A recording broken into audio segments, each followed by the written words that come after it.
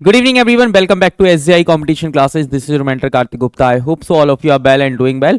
So नमस्कार सभी को, राधे राधे। मैं आप सभी के लिए आपकी इंग्लिश को आसान बनाने आ गया हूँ SJI competition क्लासेस पर। रीड 2025 की मुख्य परीक्षा में पैसेज की क्लास को लेकर, पैसेज अनसीन पैसेज इसे कहते हैं। अनसीन का मतलब होता है जिसे कभी देखा ना हो, और पैसेज का मतलब होता है कि जो आपकी अंडरस्टैंडिंग को बताए।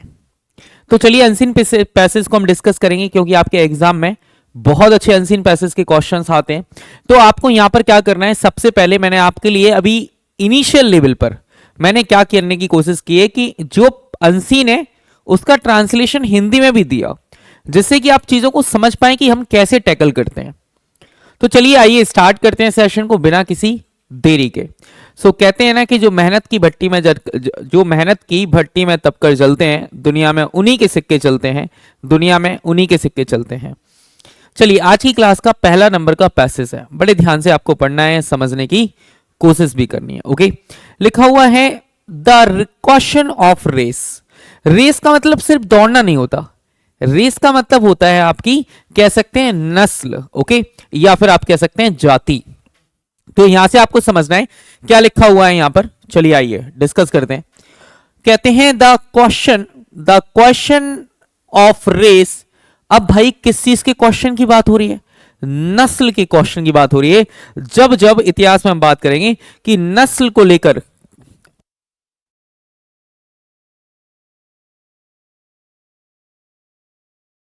यदि हम बात करेंगे तो समझना यहां से।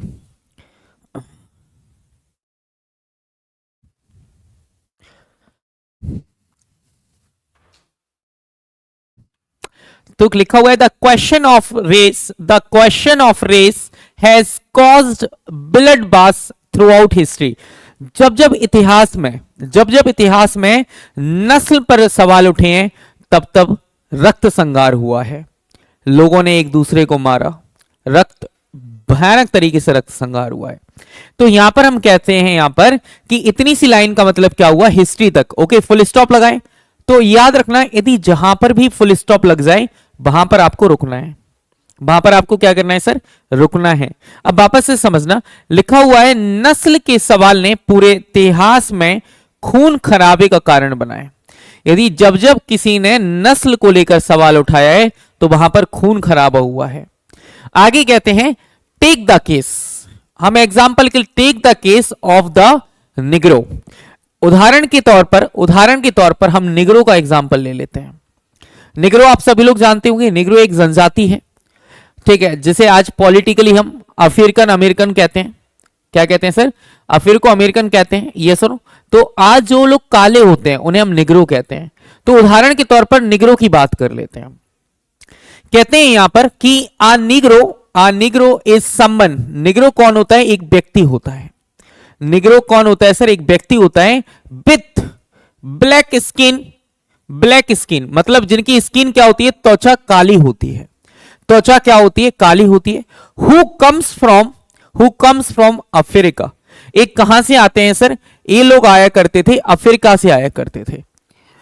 It is an old fashion word. यदि हम वास्तव में बात करें तो जो निग्रो है, ये निग्रो जो है वो एक ओल्ड फैशन वर्ड है। क्या है सर? ओल्ड फैशन वर्ड है। ओके, तो यहां पर समझना, जो निग्रो शब्द है वो पुराना प्रचलन का शब्द है, पहले लोग यूज किया करते थे। कहते हैं यहां पर इज ऑफेंसिव। जो यदि हमने बात किया कि जो आपको निग्रो एक वर्ड है, ओल्ड फैशन वर्ड है, कि जो कि ऑफेंसिव है, मतलब जिसको कहना, यदि आप किसी से निग्रो कह देते हैं तो वो एक पाप है, क्योंकि वो एक अच्छा शब्द नहीं माना जाता, वो एक अच्छा शब्द नहीं माना जाता। Got it? याद रखना इस बात को। चलिए आगे बात करते हैं। लिखा हुआ है some people used to write that way deliberately। कुछ लोग तो क्या करते हैं, इसको जानबूझकर लिखते हैं, जानबूझकर निग्रो कहते हैं, जिससे कि क्या हो कि वो सटायर कर सके। तो यहां पर बात को समझना, इसी को हमने क्या कहा कि कुछ लोग जानबूझकर इस तरह लिखते थे कि the word nigger is also very offensive. कि ऑफेंसिव का मतलब होता है कि जो अपमानजनक है, इसी को हम कहते हैं ऑफेंसिव। कहते हैं some people used to write it that way deliberately, और क्या कहते थे, the word nigger is also very offensive, कि जो निगर वर्ड है वो बहुत ज्यादा ऑफेंसिव है, बहुत ज्यादा अपमानजनक है। अब लिखा हुआ है द वर्ड का मतलब किसकी बात कम कर रहे हैं सर, निगरों की बात कम कर रहे हैं। The word Negro was later replaced by coloured, और इसी को आगे चलकर हमने एक नए नाम से बुलाने लगी जिसको हमने कह दिया कलर्ड। क्या कहा सर हमने, सर इसको कह दिया कलर्ड। ओके, अब जैसे किसी को आप निग्रो कहते थे, ठीक है, अब उन्हें हम कलर कहने लगे। ओके, जैसे कि कोई व्यक्ति का नाम है पप्पन तो उसे प्यार से पप्पू पप्पू कहने लगे, इस टाइप की कहानी होता है। ओके, तो इसी टाइप से जो लोग ब्लैक हुआ करते थे अब उनको कलर्ड कहने लगे। क्या कहने लगे, कलर्ड कहने लगे। कहते हैं हम यहां पर आगे बात को समझते हैं, आगे बात को समझेंगे। Which give way to black okay, black expression like black deed. जो ब्लैक एक्सप्रेशन है वैसे भी वो ब्लैक कलर जो है बड़ा ऑफेंसिव है, जैसे कि black deed, black day and blackmail. तो इसका मतलब हमने कहा कि कोई अंतर नहीं आया, क्योंकि ब्लैक जो वर्ड है जैसे ब्लैक डीड कहते हैं, ब्लैक डे कहते हैं, ठीक है, ब्लैक मेल कहते हैं, इसी टाइप की हमने यहां पर बातें की हैं। ओके, अब यहां से बात को समझना। सो नो वंडर, इसमें कोई बड़ी आश्चर्यचकित की बात नहीं है कि the word black to assumed unfavourable meanings. Okay, हम ऐसा अज्यूम भी नहीं कर सकते कि, क्या अज्यूम नहीं कर सकते, कोई आश्चर्य नहीं कि ब्लैक शब्द ने भी प्रतिकूल अर्थ ग्रहण कर लिए हैं। ठीक है, हम ऐसे नहीं कर सकते कि अज्यूम कर लिए, अनफेवरेबल मीनिंग को अज्यूम कर लिया ब्लैक शब्द ने, इसमें कोई बड़ी आश्चर्यचकित की बात नहीं है। ऑल्दो, यद्यपि इन द 1960s, हम 1960 की दशकों की बात करेंगे, द फेमस स्लोगन, 1960 के दशक में एक फेमस स्लोगन आया था, इसका नाम था कि black is beautiful, black is beautiful was coin. इस शब्द को कॉइन किया था कि सर ब्लैक इज ब्यूटीफुल। वैसे ब्लैक कलर होता ब्यूटीफुल है। ओके, मोबाइल, टीवी, कैमरा, सब इनकी स्किन्स क्या होती है सर, इनकी बॉडी जो होती है जो जनरली ब्लैक होती है। तो ब्लैक तो ब्यूटीफुल है, लेकिन ब्लैक उस सेंस में ब्यूटीफुल नहीं था।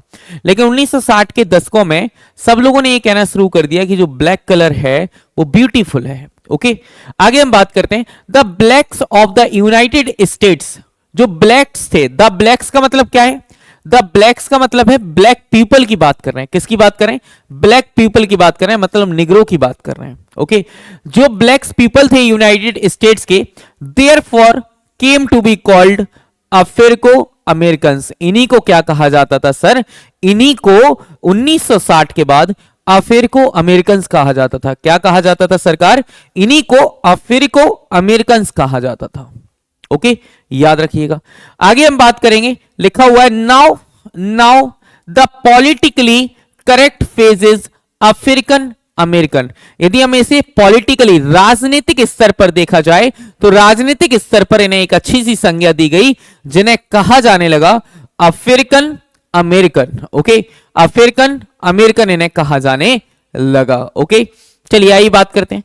तो यहां पर हम एक बार हिंदी में पढ़ते हैं, और जिन लोगों को इंग्लिश में कम समझ आया वो हिंदी में पढ़ने की कोशिश करेंगे। ओके, कहते हैं कि नस्ल के सवाल ने पूरे इतिहास में खून खराबे का कारण बना है। जब जब दुनिया ने किसी नस्ल का सवाल किया है, किसी के जाति पर सवाल किया है, तो वहां पर खून खराबा हुआ है। उदाहरण के तौर पर हम कह सकते हैं नीग्रो, हमने कहा नीग्रो का मामला है। उदाहरण के तौर पर नीग्रो का यदि मामला लेते हैं तो नीग्रो वह व्यक्ति होता है जिसकी त्वचा ब्लैक, मतलब त्वचा काली होती है, जो अफ्रीका से आता है। जो कहां से आता है सर, अफ्रीका से आता है। वो यही एक पुराना शब्द है और अपमानजनक है। एक ऐसा शब्द है सर, यह एक अपमानजनक शब्द है। हम आगे बात करते हैं, निग्रो वह, आगे हम बात करते हैं, यह अपमानजनक शब्द होता है। कुछ लोग जानबूझकर इस तरह लिखते थे कि निगर शब्द भी अपमानजनक है, जो निगर शब्द भी अपमानजनक है। इसके बाद जब लोगों ने यह अज्यूम कर लिया कि जो निगर शब्द है वो एग्जैक्टली में अपमानजनक है, तो लोगों ने अब उन्हें कुछ कहना और शुरू कर दिया। लोगों ने उन्हें कलर्ड कहना शुरू कर दिया। एक नया वर्ड निकाला, कलर्ड। ओके, कलर्ड ने जगह ले ली, और फिर ब्लैक शब्द ने ली, तो ब्लैक डीड, ब्लैक डे और ब्लैक मेल और ब्लैक एक्सप्रेशन, इसलिए कोई आश्चर्य नहीं है कि ब्लैक शब्द ने भी अपनी प्रतिकूल अर्थ ग्रहण कर लिए, क्योंकि सारे नेगेटिव ही हैं। हालांकि 1960 के दशक में एक प्रसिद्ध नारा था कि black is beautiful, black is beautiful. आगे बात करते हैं। गढ़ा गया था, इसमें कोई मदद नहीं मिली क्योंकि लोगों ने अभी भी उसी नजर से देखते थे, इसलिए संयुक्त राज्य अमेरिका के अश्वेतों को एफ्रो अमेरिकन कहा जाने लगा। अब राजनीतिक रूप से सही चरण में इन्हें अफ्रीकी अमेरिकी कहा जाता है। क्या कहा जाता है सर? अफ्रीकी अमेरिकी कहा जाता है कि वो लोग जो अब तो अमेरिका के हैं लेकिन इनके जो एंसेस्टर्स थे वो आए कहां से थे? आपके अफ्रीका से आए थे। ओके, गॉट इट, बहुत बढ़िया, उम्दा प्रदर्शन। आगे हम बात करते हैं। आगे बात करेंगे तो इनके कुछ क्वेश्चंस है। इनके कुछ क्वेश्चंस क्या है? जैसे मैंने कहा what impression does the black carry, तो ब्लैक को किस टाइप के, मतलब काला शब्द से क्या प्रभाव पड़ता था? पहले लिखा है उपयुक्त सभी, means all of the above. Okay, फिर कहते हैं अनफेवरेबल, क्या लिखा हुआ है सर? Unfavourable, unfavourable. फिर कहते हैं सर नेगेटिव, फिर कहते हैं कंटेम्प्टेबल। क्या कहते हैं सर? कंटेम्प्टेबल भी इसे कहते हैं। ओके, काला शब्द से क्या प्रभाव पड़ता है? तो कहते हैं word expression, word expression does the word black carry all of the unfavourable, negative, contemptible sense. Okay fine, चलिए अब आगे बात करते हैं। तो करेक्ट आंसर क्या हो जाएगा? इसका मतलब घृणित भी है, इसका मतलब नेगेटिव भी है, इसका मतलब अनफेवरेबल भी है। तो जो करेक्ट आंसर हो जाएगा सरकार, जो करेक्ट आंसर होगा वो होगा आपके पास ऑल ऑफ द अबव। क्या हो जाएगा sir? All of the above हो जाएगा। गॉट इट, ठीक है। चलो अगले शब्द पर आते हैं। अगला क्वेश्चन इन्होंने हमसे क्या पूछा? अगले शब्द का आंसर आप दीजिएगा। Which word is old fashion and offensive, कि कौन सा शब्द है जो कि बड़ा पुराना एंड ऑफेंसिव है, बड़ा ऑफेंसिव है। एक बार मुझे आंसर बताना क्या हो जाएगा?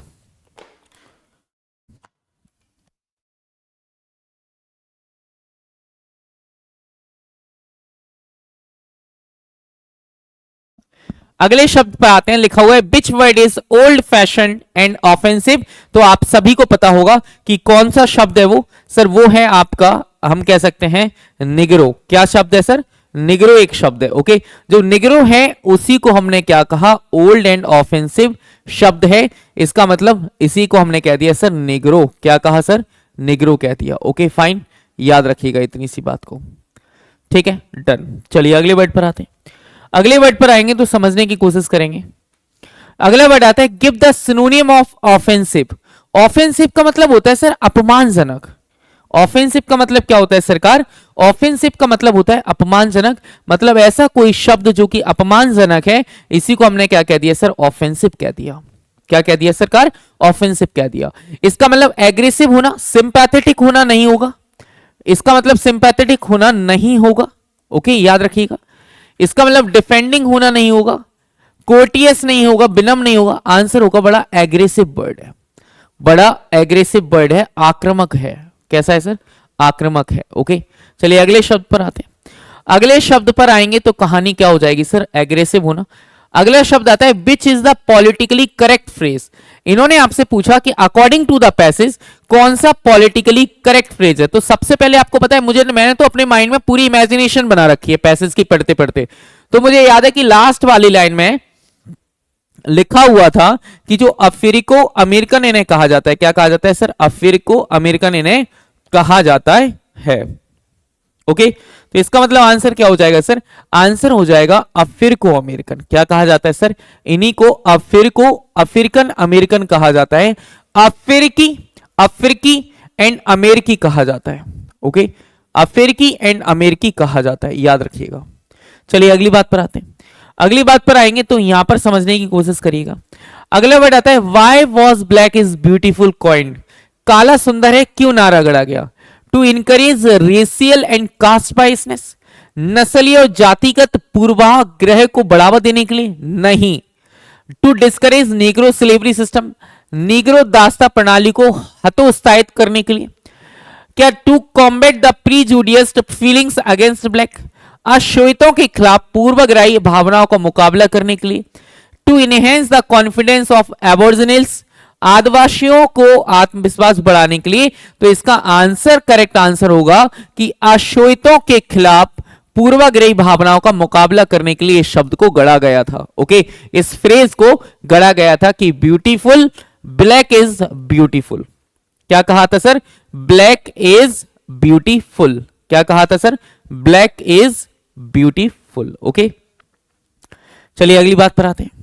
अगली बात पर आएंगे तो अगला क्वेश्चन आपसे क्या पूछते हैं, लिखा हुआ है यहां पर, अगला क्वेश्चन है आपके पास। चलो आगे हम बात करते हैं।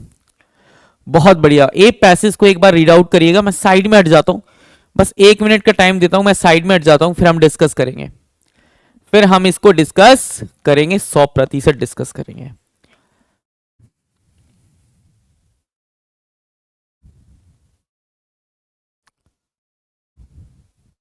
बस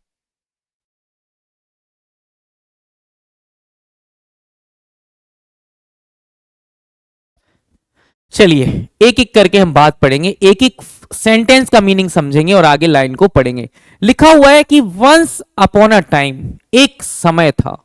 तो कहीं पर लिखा हो वंस अपॉन अ टाइम, इसका मतलब एक समय था, मतलब बात हो रही है पास्ट की। बात किसकी हो रही है सर? पास्ट की हो रही है। तो याद रखना, कहते हैं कि वंस अपॉन अ टाइम एक बार की बात है, एक बार की बात है। ओके, इसका मतलब ये वाली बात यहां तक हमें समझ में आ गई। ओके, कहते हैं यहां पर अ बिजनेसमैन, एक व्यापारी था, नेम्ड रे क्रॉक, जिसका नाम क्या था सर? रे क्रॉक जिसका नाम था, जिसका नाम क्या था सर? रे क्रॉक इसका नाम था। कहते हैं डिस्कवर्ड अ रेस्टोरेंट, उसने एक रेस्टोरेंट की खोज की। ऑन्ड बाय 2 ब्रदर्स, जिसके मालिक 2 भाई थे। जिसके भाई क्या थे? जिसके मालिक 2 भाई थे। तो यहां पर हमें समझ में आया कि एक समय की बात है, once upon a time. A businessman named Ray Kroc, एक व्यापारी था जिसका नाम था रे क्रॉक। उसने डिस्कवर्ड अ रेस्टोरेंट, उसने एक रेस्टोरेंट को खोजा। और ऑन्ड बाय 2 ब्रदर्स, जिसके मालिक कितने थे सर? 2 भाई थे। कितने भाई थे सर? 2 भाई थे। Okay, by 2 brothers the restaurant served just 4 things, only 4 चीजों को सर्व किया करते थे। मतलब कहते हैं the restaurant served only 4 things, मतलब 4 चीजों को क्या किया करते थे? वो सर्व किया करते थे। इसका मतलब उनकी दुकान पे सिर्फ 4 चीजें मिला करती थी। कौन कौन सी चीजें थी वो? पहला था हम बर्गर्स। क्या था सर? हम बर्गर। ओके, दूसरा था फ्रेंच फ्राइज, तीसरा था मिल्क शेक, एंड चौथा था कोका कोला। क्या था सर? Coca Cola. 5वां आइटम कुछ भी नहीं रखा करते थे। ओके, 5वां आइटम कुछ भी नहीं था। कहते हैं यहां पर लेकिन, लेकिन इट वॉज क्लीन, बहुत ज्यादा क्लीन था, और इकोनॉमिक था, सस्ता था, इनएक्सपेंसिव था। ओके, तो यहां तक हम बात समझेंगे। And the service was quick, quick का मतलब होता है सर जल्दी। जो उनकी सर्विसेज थी वो बहुत ज्यादा जल्दी हो देते थे वो, मतलब ऐसा नहीं है कि कस्टमर वेट करे, नहीं। 5 minute means 5 minute, with in 5 minutes आपका ऑर्डर आपकी टेबल पर होगा। तो ये वाली बात रे क्रॉक को काफी अच्छी लगती है। और रे क्रॉक कौन था सर? वो तो एक बिजनेसमैन था, वो तो ऑलरेडी बहुत रिच और एक अच्छा खासा बिजनेसमैन। तो यहां तक हम हिंदी में पढ़ते हैं। तो एक बार की बात है, रे क्रॉक नाम के एक व्यवसायी ने 2 भाइयों के एक रेस्तरा की खोज की। ओके, खोज की। रेस्तरा में सिर्फ 4 चीजें परोसी जाती थी, 4 चीजें परोसी जाती थी। सर्व का मतलब होता है परोसना। हम नहीं कहते please serve all dishes in the vessels. Okay, तो कहते हैं यहां पर कि हैमबर्गर, इसका सबसे पहले क्या था sir? Hamburger, French fries, milk shake, and Coca Cola. क्या था सर? Coca Cola. ओके, लेकिन यह साफ और सस्ता था, और सेवा तुरंत थी, मतलब इसमें वेट नहीं करना पड़ता था। ओके, तो अब यहां पर बात समझना। अब आपको यहां से कहानी, आपको मजा आएगा पूरा। जिस रेस्टोरेंट में आप बैठ के खूब खाते हो उसकी स्टोरी सुनोगे आज आप। कहते हैं कि mister Kroc liked it so much, liked it so much, कि मिस्टर क्रॉक ने इसको बहुत पसंद किया। वाओ, क्या प्लान है, मतलब सस्ता है, साफ है, सर्विस ऑन टाइम मिलती है। तो कहते हैं mister Kroc like it so much that तो इतना पसंद किया कि ही पेड द बिल्डर्स, कि उन्होंने ब्रदर्स को उस रेस्टोरेंट का पैसा पूरा पे कर दिया। एंड सो डेट, ताकि, सो डेट का मतलब होता है ताकि, he could use their idea, वो अपने आइडियाज को यूज कर सके, वो उनके आइडियाज को यूज कर सके, उनके भाइयों के आइडियाज का यूज कर सके। एंड देयर नेम, जो उनका नाम था वो था मैकडोनल्ड्स बीफ। ओके, इसका जो नाम था वो उनके नाम को यूज कर सके, मैकडोनल्ड्स बीफ को। बिग बिजनेस, और एक बहुत बड़ा business, and fast service were the ingredients when mister Kroc open his first McDonald's in 1955। और रे क्रॉक ने अपना पहला मैकडोनल्ड 1955 में ओपन किया। तो याद रखना, यदि तुमसे कभी कोई पूछ ले कि जिस रेस्टोरेंट में आप खूब सारे बर्गर खाते हैं उस रेस्टोरेंट को एस्टैब्लिश कब किया गया, तो याद ये रखिएगा डेट है 1955। ओके, एग्जैक्टली में इस रेस्टोरेंट को पहले दो भाई चलाया करते थे। ठीक है, रेस्टोरेंट को दो भाई चलाया करते थे, रेस्टोरेंट को दो भाई चलाया करते थे। और उस रेस्टोरेंट की एक बहुत खास बात थी कि उस रेस्टोरेंट को दो भाई चलाते थे। एक बिजनेसमैन ने उस रेस्टोरेंट की खोज की एंड देखा कि वहां पर सिर्फ चार चीजें परोसी जाती थी जो बहुत क्लीन हुआ करती थी एंड सस्ती हुआ करती थी, और एग्जैक्टली सर्विस जो थी वो बहुत फास्ट थी। ओके, सर्विस बहुत फास्ट थी। तो यहां पर कहते हैं when mister Kroc open his first McDonald's in 1955, 4 years later, उन्होंने 4 साल बाद, मतलब हम 4 साल बाद का मतलब क्या है, हम बात कर रहे हैं 1959 की।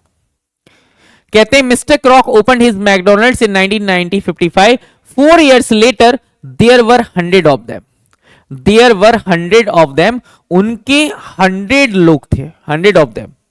तो इसका मतलब क्या है, 100 ऑफ देम इंग्रेडिएंट्स वहां पर परोसे जाते थे। क्रॉक न्यू, क्रॉक जानता था, क्रॉक जानता था, एक बिजनेसमैन बड़ी साइकोलॉजी के साथ खेलता है, उसे बिजनेसमैन को पता होता है कि कस्टमर की मानसिकता क्या है। Okay, American like success, American को क्या पसंद है, अमेरिकन को सफलता बहुत पसंद है।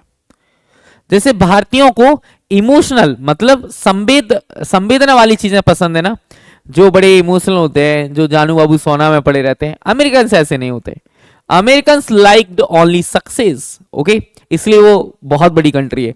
So he put sign saying, उसने sign saying how many millions of McDonald's hamburgers people had bought, उसने कहा कि इन 4 सालों में कितने हमबर्गर्स लोगों ने खरीदे। तो कहा in just 4 years the number was 100 million.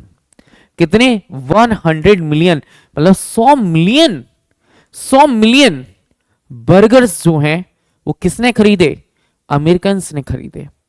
यदि मानो कि 100 मिलियन पर 1 रुपए भी यदि बर्गर पर बचता होगा तो कितना पैसा कमाया होगा, डू यू इमेजिन। इसलिए कहते हैं कि हमेशा अपनी चीजों को बड़ा शार्प तरीके से देखिए कि जो आप आज कर रहे हैं वो कल आपका होगा, है ना। तो चलिए आगे बात करते हैं। कहते हैं यहां पर there are more than 13,000 McDonald's restaurant from Dallas to Paris and from Moscow to Beijing. Okay, यहां पर 13,000 मैकडोनल्ड्स के रेस्टोरेंट हुआ करते थे। अब सर 13,000 रेस्टोरेंट खोले हैं तो सर इन पे सर्विसेज कैसे देते होंगे, एक सबसे बड़ा क्वेश्चन तो यही आया होगा आपके माइंड में। यदि ऐसा क्वेश्चन यदि आपके माइंड में है तो आपका एक क्वेश्चन जायज भी है, आपको पूछना चाहिए, क्या सर वो क्वालिटी को मेंटेन कर पाए। तो चलिए आज हमें आपको एक नई बात बताते हैं मैकडोनल्ड्स रेस्टोरेंट की।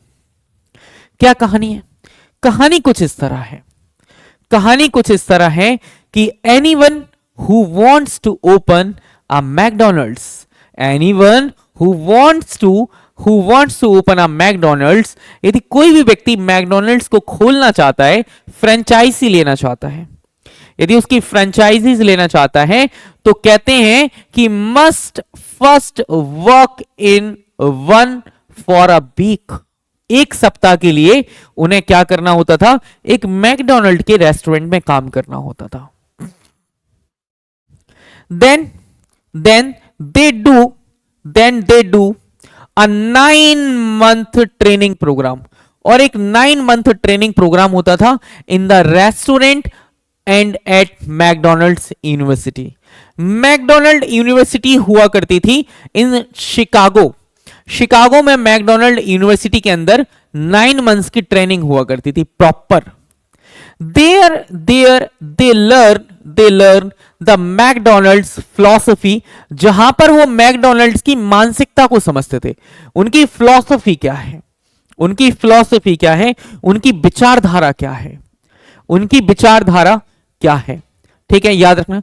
सबसे पहले क्वालिटी कंट्रोल, की क्वालिटी को कैसे कंट्रोल करना है, क्वालिटी को कैसे कंट्रोल करना है। ओके, फिर आता है सर सर्विस।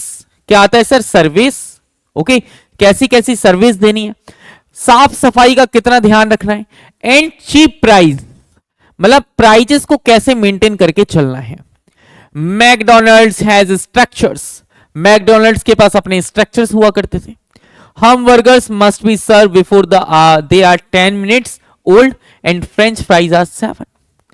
इन्होंने कहा कि जो hamburgers must be served they are 10 minutes old, जब तक वो 10 मिनट तक हैं सिर्फ 10 मिनट से बनी हुई चीजों को सर्व किया जा सकता है, और फ्रेंच फ्राइज 7 मिनट्स। यदि कोई भी हमबर्गर 11 मिनट पुराना हो गया उसको आप सर्विस में नहीं देंगे। ये सारी की सारी चीजें मैकडोनल्ड्स यूनिवर्सिटी में शिकागो में सिखाई जाती थी। कहां पर सिखाई जाती थी सर? शिकागो में सिखाई जाती थी। कहते हैं McDonald's has never stopped looking for new methods to attract customer. McDonald ने अपने सेट ऑफ रूल्स बना दिए, उसके अलावा कभी भी उसने कस्टमर को अट्रैक्ट करने के लिए कुछ भी नहीं किया कि कुछ किया हो, नहीं, कुछ भी नहीं किया। सिर्फ उसने कहा कि मैं क्लीनलीनेस पे ध्यान दूंगा, सस्ता दूंगा, टाइम पर दूंगा, और अपना एक क्राइटेरिया तैयार कर दिया कि बनाना कैसे है, हाइजेनिक कैसे रखना है फूड को। इस सारी की सारी बातें कहां पर सिखाई गई? इस सारी की सारी बातें आपको सिखाई जाती थी। तो कहते हैं McDonald's has never stopped looking for new methods to attract customer, from drive in windows to birthday parties. Okay, कभी भी ऐसा नहीं है कि विंडोज पर ड्राइव करते हुए बर्थडे पार्टीज पर। Chicken, fish, salad and in some places pizza are now on the menu. McDonald's in Holland even sell a vegetarian burger. Holland में तो वेजिटेरियन बर्गर को भी सर्व किया, बेचने लगे वो। देयर इंटरनेशनल पॉपुलैरिटी, सो उनकी जो हम कह सकते हैं जो उनकी अंतरराष्ट्रीय लोकप्रियता ये दर्शाती है कि they have found the recipe for success. उन्होंने सफलता की नुस्खा उन्हें मिल गया था, कि जो सफलता का नुस्खा है उन्हें मिल गया था, और उन्होंने फाउंड किया, they have found the way for success, कि एक इंसान को सफल कैसे बनाना है। ये सारी की सारी बातें हम बताई गई।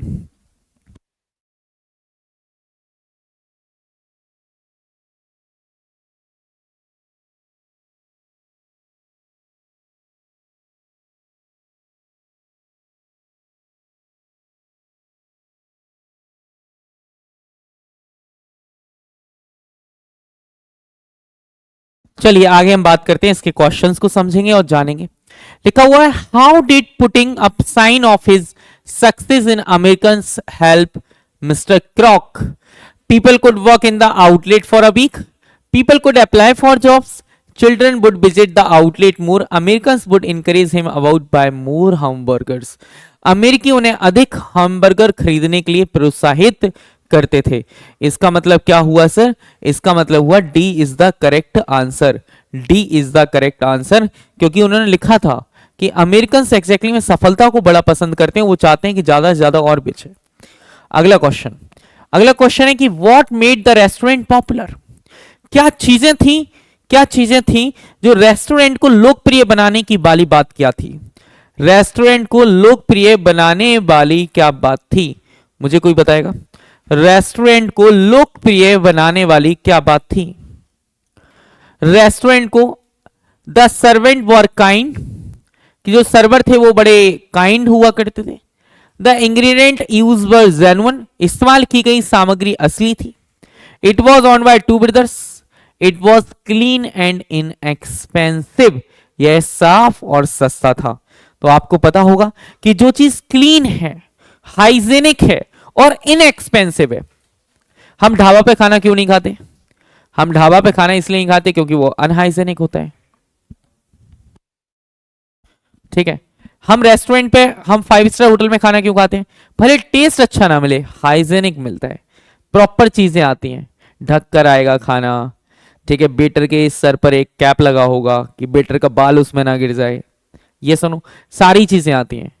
तो कहते हैं यहां पर जो करेक्ट आंसर होगा, it was clean and inexpensive. कैसा था सर वो? क्लीन एंड इनएक्सपेंसिव था। कैसा था सर वो? क्लीन एंड इनएक्सपेंसिव था। ओके, याद रखिएगा। चलिए आइए, come to the point again. अगली बात पर हमने कहा यहां से कि लिखा हुआ है what is McDonald's philosophy. McDonald's की फिलॉसफी क्या थी? एक बार आंसर बताइए, 30 सेकंड का टाइम लीजिए। बहुत बढ़िया, बहुत शानदार। मतलब इस बात का तो मैं कायल हूं कि आप बहुत प्यारे प्यारे तरीके से आंसर करते हैं, और जिस टाइप से आप प्यार दे रहे हैं सेशंस पर, मैं उम्मीद कर रहा हूं कि आपके लिए और बेहतर कर सकूं। यदि आपके रिप्लाई, आपके कमेंट मुझे काफी इन्फ्लुएंस करते हैं, और एक बात और मैं आपको बता देता हूं कि जो आपके कमेंट्स होते हैं वो इतने प्रीसियस होते हैं कि आगे मुझे कैसे पढ़ाना है, मेरी एनर्जी कैसी होगी, ये सारी चीजें आपके कमेंट्स पर डिपेंड करती हैं। तो आराम से देखा करिए। इंग्लिश टू हिंदी, पैसेज सिर्फ इंग्लिश में पढ़ लेना इतना जरूरी नहीं है, आप उसे हिंदी में भी पढ़िए, क्योंकि आप मदर टंग से, अपनी मातृभाषा से जितना जल्दी नई चीजों को सीख सकते हैं, उतनी किसी और लैंग्वेज से नहीं सीखते। जैसे हमारे यहां एक सर है, दुबई से आए, तो उन्हें उर्दू आया करती थी, लेकिन उर्दू आती थी, उर्दू की वजह से उन्होंने हिंदी सीख ली, फिर उन्होंने उर्दू और हिंदी के दम पे इंग्लिश सीख ली। प्योर इंग्लिश नहीं सीखी, पहले उन्होंने उर्दू का यूज किया, क्योंकि भाई साहब दुबई से लौटे थे। ओके, चलिए आगे बात चलते हैं, आगे बात करेंगे, तो समझने की कोशिश करिएगा। अच्छा, मैंने इसका आंसर नहीं बताया था। एग्जैक्टली में हमें पता है मैकडोनल्ड की फिलॉसफी क्या थी। एक तो थी क्वालिटी को कंट्रोल करना, प्रॉपर सर्विसेज देना, प्रॉपर क्लीनलीनेस रखना एंड चीप प्राइसेस रखना, इनकी एक पहली प्रायोरिटी थी। तो आंसर होगा सर कि quality control, service and cleanliness and cheap prices is the correct answer. अगला क्वेश्चन आता है, who is McDonald's named after. मैकडोनल्ड्स का नाम किसके नाम पर रखा गया? कहते हैं mister two brothers unrelated to mister Kroc, two brother related to mister Kroc, mister,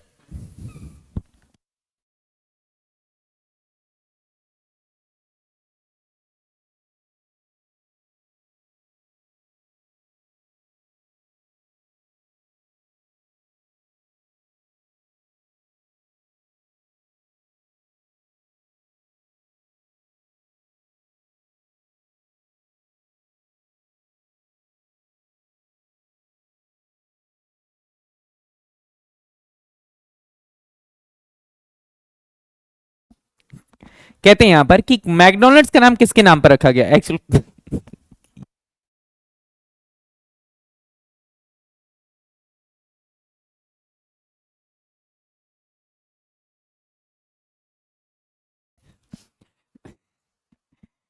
who is McDonald name after, McDonald जो है किसके नाम पर रखा गया? तो एग्जैक्टली में वो मिस्टर क्रॉक टू ब्रदर्स थे, उनके नाम पर रखा गया था, दो भाई थे उनके नाम पर रखा गया था। ठीक है, जो कि हाँ, दूसरी बात, दो भाई तो थे लेकिन वो अनरिलेटेड थे, तो ज्यादा सुटेबल आंसर आपके पास ये वाला होगा। चलिए अगली बात पर आते हैं। अगली बात पर आएंगे तो लिखा हुआ विच स्टेटमेंट इज फॉल्स। कौन सा स्टेटमेंट है जो कि फॉल्स है? McDonald's is not innovative in their methods, कि मैकडोनल्ड्स जो थे वो अपने इनोवेटिव नहीं थे अपने मेथड्स में। McDonald's is both a domestic and international food chain, McDonald's is a rapidly growing food chain, और McDonald is not a multi cuisine restaurant. तो करेक्ट आंसर होगा कि इसमें विच स्टेटमेंट इज फॉल्स। तो आपको पता होना चाहिए कि कौन सा स्टेटमेंट फॉल्स है। तो आपको पता है McDonald's is not innovative in their methods. जो मैकडोनल्ड्स है वो अपने मेथड्स में कभी भी अनुभव नहीं करता था, कोई एक्सपेरिमेंट नहीं करता था, कुछ पैरामीटर्स थे बस उनको सेट कर दिया और उन्हीं के आहिस्ते आहिस्ते चला करते थे। तो चलिए आज के सेशन को है, आपने पैसेज को सीखा, आपको टेंस, आपको वर्ड, आपको फुल स्टॉप, कॉमा, इन छोटी छोटी बातों पर ध्यान रखना है और बहुत बारीक तरीके से ध्यान रखना है कि कोई मिस्टेक नहीं होनी चाहिए। ओके, चलिए, तो फिर आपसे मुलाकात होगी आपसे नेक्स्ट सेशन में। जब तक के लिए आप अपना और अपनी फैमिली का ख्याल रखिए, हंसते रहिए, मुस्कुराते रहिए, खुश रहिए। Thank you so much, bye bye, take care, thank you.